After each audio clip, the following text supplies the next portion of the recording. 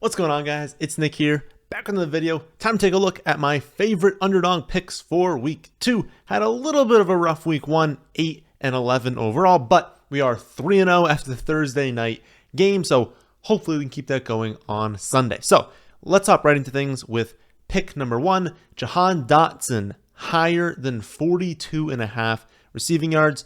Results weren't amazing for Dotson in week 1, but he still played really well. And Howell actually missed him when he was wide open for an easy touchdown pretty early in the game. Dotson matchup this week, it's not going to look great because at Broncos, you're just going to be like, wow, that's terrible. Looks very, very scary, but actually grades out as a slightly positive matchup for wide receivers. They got absolutely cooked by Jacoby Myers last week. Dotson also played 59% of his snaps from the slot in week 1, which helped him earn a 24% target share. That was more than Terry McLaurin. Running routes out of the slot is the best way to attack Denver. Denver, like I said, slightly positive match for wide receivers overall, but they're strongest on the outside. And so given that we just know historically, whenever you throw a wide receiver into the slot, they're going to be more efficient. Like alpha wide receivers, good wide receivers, you move them inside, they're just going to be better. It's just how it works when you're able to just create mismatches. And so Dotson's going to have a lot of his slot snaps from the slot in a good area to attack this defense. I just think the spot's better than people think. He's a better player than people think. And so given last week wasn't even that good of a game, still almost went higher than this line, 42.5 yards. We're taking higher on that one. Next up, we have James Cook, higher than 50.5 receiving yards. It seems like people are off Cook after his role in week 1, but it really wasn't that bad. He earned 12 carries compared to 2 for Latavius Murray, only 1 for Damian Harris. He also had 6 targets compared to 2 for each of them, respectively. But getting those 12 carries against the Jets is like pretty solid. Like, what did we think? He was going to go out there and have 20 carries against the Jets? And while he was inefficient, again, it's the Jets. We were not expecting him to go out there and have, 20 carries for 120 yards against the Jets. That's just not going to happen. We know that Cook is an efficient runner. He's going to have a much easier time this week at home against a Raiders defense that ranks as the 7th best matchup for opposing running backs. Cook should only need, given his historical efficiency, around 10 to 12 carries to go higher than 50.5 rushing yards. And given that he had 12 carries, again, against the Jets, I'm thinking he can do that this week because not only is the matchup easier, they're 9-point, anywhere from 8.5 to 9.5 point home favorites. So the game script should be really good, and we're not expecting them to all of a sudden overload Latavius Murray and Damian Harris with carries. When they get up, they should continue giving the ball to James Cook. I think we take the higher on his 50.5 rushing yards. After that, a first, we're going to take higher on Najee Harris. Never do it. I think this might be the first time we've taken over on his rushing, higher than 49.5 rushing yards.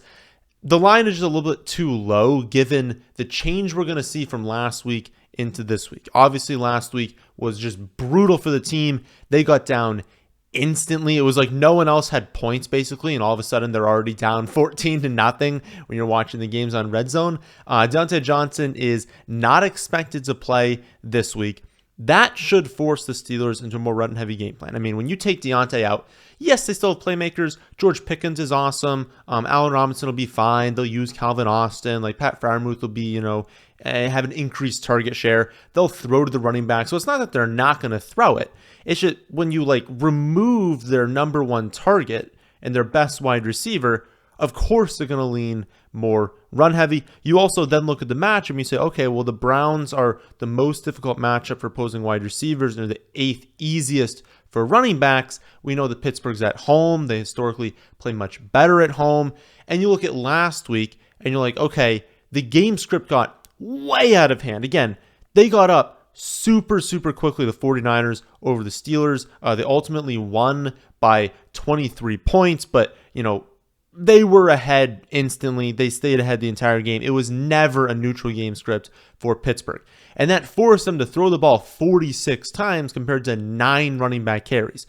That sort of split is not going to happen again. I have Najee projected for around 15, 16 carries this week. So unless he's incredibly inefficient, he should be able to go higher on 49.5 rushing yards, north of 50% of the time. So take the higher. Fourth pick this week is Christian McCaffrey, higher than 65.5 rushing yards. He had 22 carries last week compared to 5 for Mitchell, 0 for all of the running backs. He had Debo mix in for, I believe it was 2 carries, but he dominated the carry split. And when you look at the game, the one we just talked about, again, they won 30-7, and it was a 27-7 game through 3 quarters. So if there was ever a time for McCaffrey to not get all of these touches and to give a little bit to the backups, it would have been last week when they were clearly going to win very early in the game. But when you're up 20 with ball in the fourth quarter, you're probably going to win the game, right?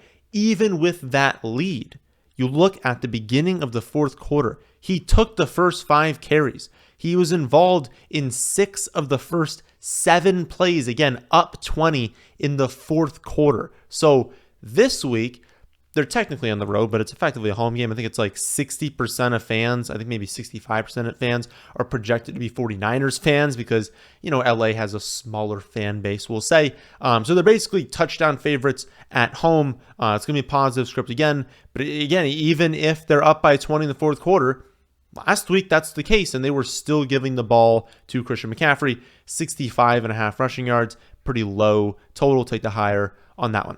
Our last pick, before we go over the 20-1, the game we're attacking, is Elijah Moore, higher than 36.5 receiving yards. He had a really strong first game if you look at like the metrics, right? The game didn't take off because it was downpouring.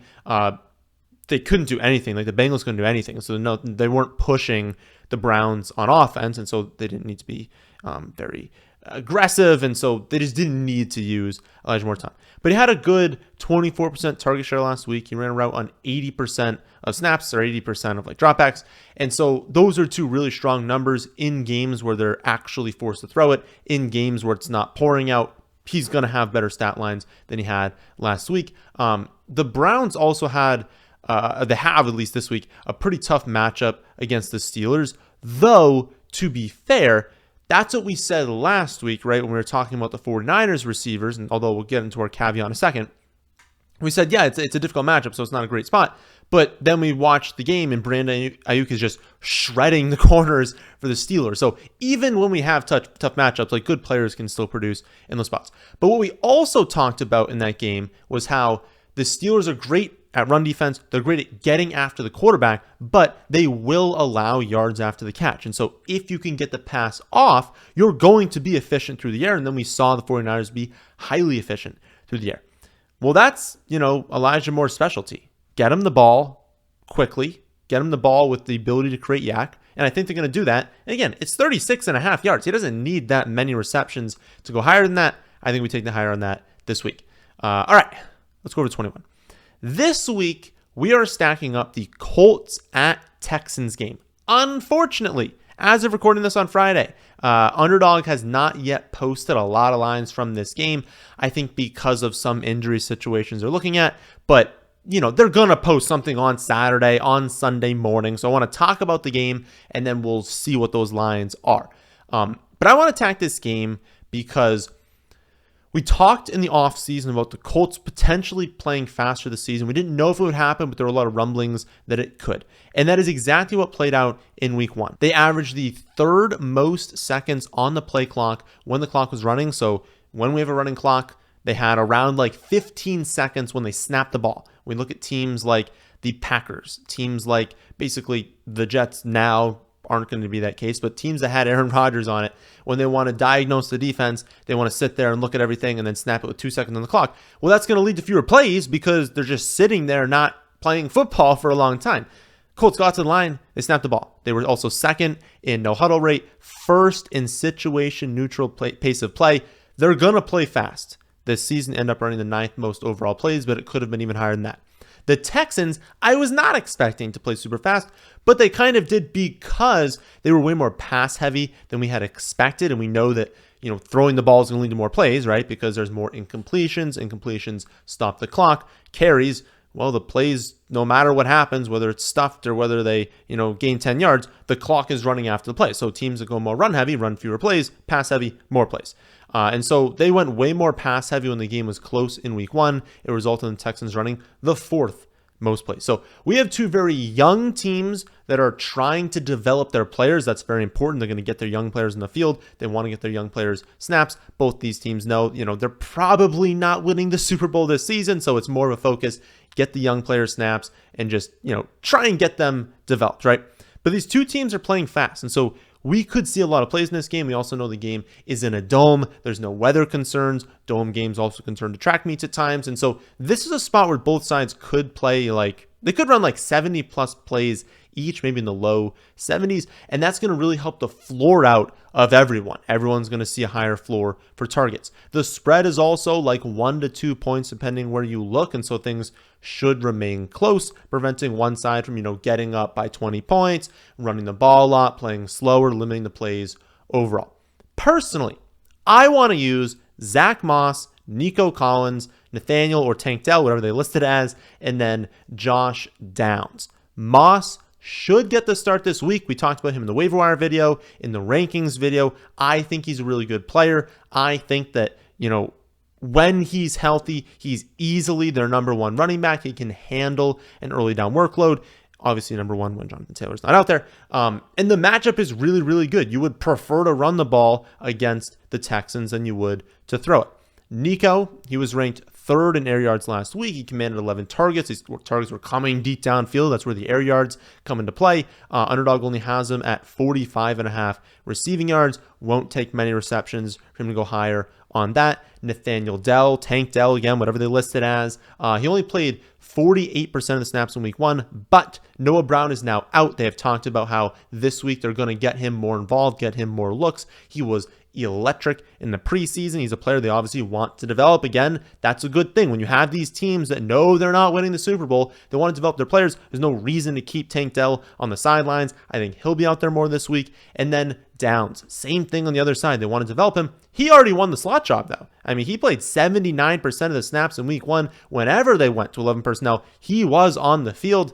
Turns that into only 3 receptions for 30 yards, but he had 7 targets. He was used heavily early on. I think he's someone they want to get more and more involved as the season goes along. And so while 3 of these players do not have lines out yet for Underdog, so I can't really know if we're guaranteed to take them, my projections at least are 60 rushing yards right now for Moss, but I might adjust that a little bit higher because it is looking like beat reporters are saying it's definitely him in early downs. Right now I have somewhat of a split, but it could be higher than 60, and I don't think his line is going to be any more than 50 this week. I have 66 for Nico, so again, if the line's 45.5, definitely higher on that one. I have 41 for Tank Dell, 40 for Downs.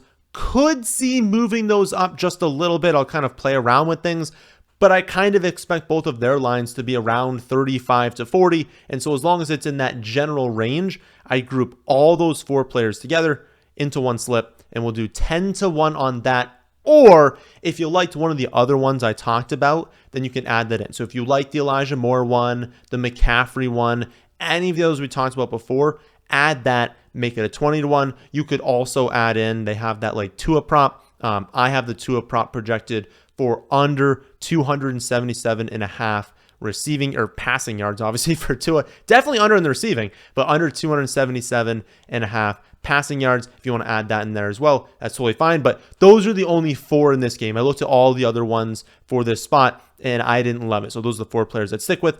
You can also check on my website if you like these picks, but you want even more. I have 25 listed this week. I think it was only around 15 last week. There's 25 I like this week. Again, we're 3-0 after the Thursday game, but we're hoping to go really, really good this week, make up for slightly negative last week. So if you're interested, take a look at that, thefantasyfootballadvice.com. Also, you can see that for free. So if you want to see those for free, then all you have to do is sign up for your first Underdog account today using promo code FFA. That's it. Make a minimum $10 deposit, and now they'll double that deposit. They'll give you a free special this week, and then they'll also give you access to the table that I have, my 25 favorite pick'ems. So that'll do it for this one. Hope you all did enjoy. If you did, how about hitting the like button, and how about subscribing to the channel if you're new here? Thanks for watching.